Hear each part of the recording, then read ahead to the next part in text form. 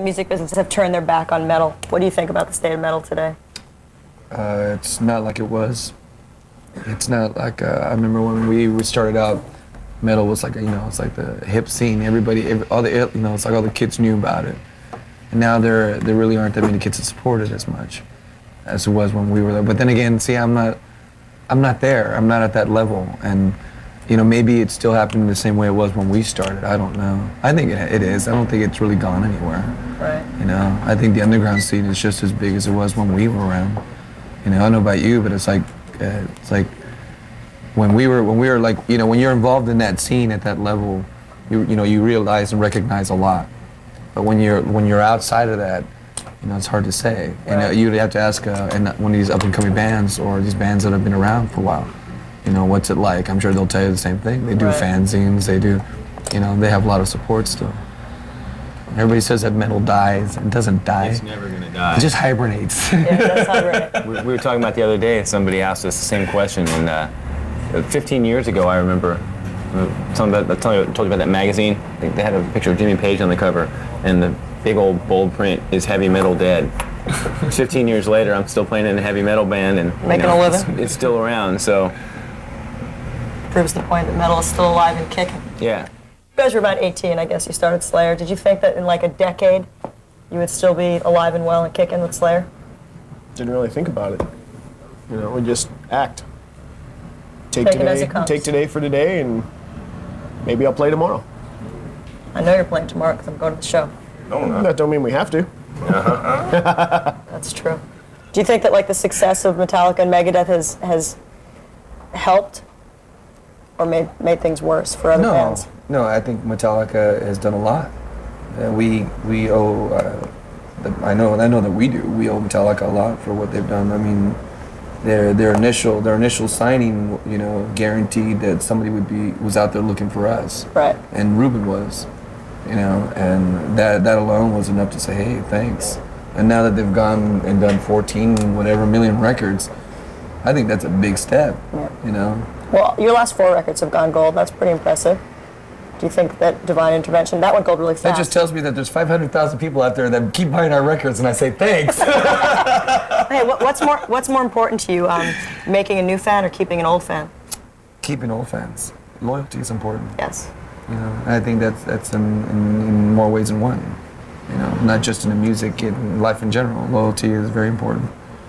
You stay true to people, it'll come back. Right. When you first joined up with the Slayer boys, were you still in Forbidden at that time? No. Had you guys broken up, or? No, that band's still together. They are still together. I had left my band one day, and the next day these guys gave me a call. I had no idea. Literally one day and then the next day? Literally. That's some timing, huh? I mean, I quit, and the next morning I got up, I got a call from... Quite a wake-up call to join Slayer, huh? Yeah. I was like looking at the I'd be phone going, psyched. what the hell is this? Well, this only happens in the movies. Didn't you join first to play some big, like, was it the Donington? It was like Yeah. some big festival and you filled in and... It was actually a few shows in Europe, but the Yeah, goal but he was... didn't fill in at the time. Oh, you joined right away then We and had there? already decided that we were looking for a drummer, Right. and Paul fit the bill. Well, all right. So. Alrighty then. Were your friends from Forbidden, were they happy for you? At first, no. A little jealousy? No, it wasn't jealousy. I think they just thought that I left thought you the would band to join Right, another they thought band. you weren't being honest with them. Right. You were two-timing them. Exactly. And that's the Nate. Yeah. Let's face it, it's a pretty unbelievable story, but Hey. coincidence. Happy story. Nobody You're a believes lucky that man. story, It's beautiful. Even his old band members didn't. Yeah. Were you a Slayer fan before you joined? Oh yeah. Yeah. Yeah. It's not your typical rock show. Oh no. What was your favorite Slayer record? My favorite Slayer record? Yeah. That's kind of hard to say. I South of Heaven I thought was killer, but I also like Seasons in the Abyss, and I also like Rain and Blood. And Hell Awaits isn't so bad. Were you into the Haunting the Chapel EP? No, I wasn't. Really? I still have my Slatanic Warmuck shirt. I was going to wear it today, but I had to cut it at the sleeves. It really wasn't very attractive. You realize that your fans were insane. When did I realize they were insane? Besides today. Jeez. I realized that a while ago, actually.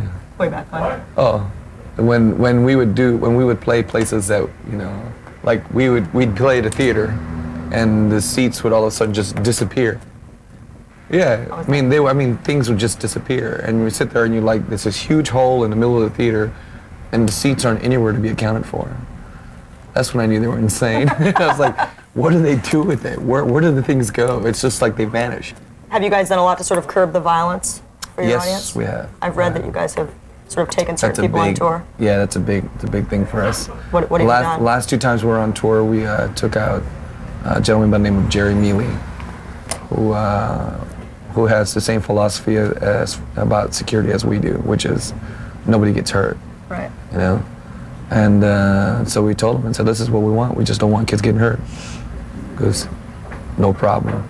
And has that been successful? Yes, it has. And all the tours that we've done, it's been very successful. Really? Yeah. Even with Jerry. moshing is like the most famous on dance move? On the Clash of the Titans, you know, he was there, and he made sure nobody got hurt, which is the best thing. You know? Right. And do you still have him with you, or? Yeah, he's on. He's on. So he's been a pretty important addition to the Slayer entourage. Oh yeah, he's a big part of the Slayer entourage. All right. So then you guys probably have. I think he has the most important job of all. It's keeping everyone keeping it clean. Keeping everyone happy.